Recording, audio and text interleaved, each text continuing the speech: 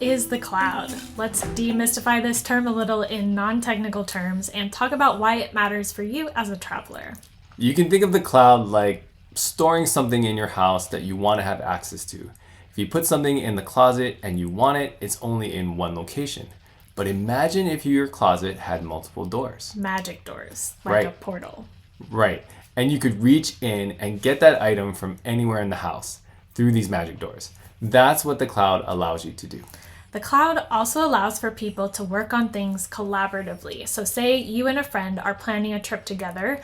Cloud-based technology allows for a file to be accessed by multiple people. So you and your friend have access to the same item in the closet. Right. And you and your friend can make changes in real time instead of having to save a new copy and send the latest version. There's no multiple versions. Remember, there's only one item in one closet, but there are many doors, magical doors, to access it. As a traveler, if you lose your luggage or your phone, you want to be able to retrieve data like a copy of your passport page, your plane tickets, and travel confirmations.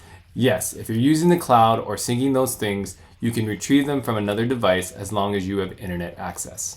It also allows you to take a photo on your phone and see the same photo on your computer and on your tablet without needing to move the photo from one device to another. It's synced across all devices automatically. I think the imagery of the cloud can be a little misleading. Is our data actually in the air? No, data is not stored in the air. It actually lives at a physical data center somewhere in the world, like Prineville, Oregon, for us.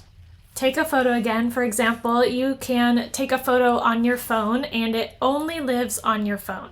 On the other hand, if you take a photo on your phone and sync it to the cloud, now that photo actually lives in a data center and you can see a representation of that image on any device where you're logged in. Right, and you can access it or download it to your device if you need it. It's like you're looking through one of the magic closet doors to see the photo. Now, a lot of times you might be using cloud technology without even knowing it whenever you're syncing things across your devices. But you might be wondering if you should pay for extra storage on the cloud. It depends. If you are diligent about going through your photo and video library and deleting unwanted files or transferring them off your device to a computer or an external hard drive, then no, you don't need additional cloud storage. I personally prefer not to pay for any extra cloud storage. But if you want a convenient way to not deal with managing that storage, then you might want to pay a monthly fee. It's usually not too expensive to upgrade, and I do pay myself for the first level of additional cloud storage through Apple. The other option is when you're buying your next phone or other device, you could pay extra upfront for more storage capacity. Data storage for mobile phones is measured in gigabytes. So Michelle has 64 gigabytes on her phone. I have 128.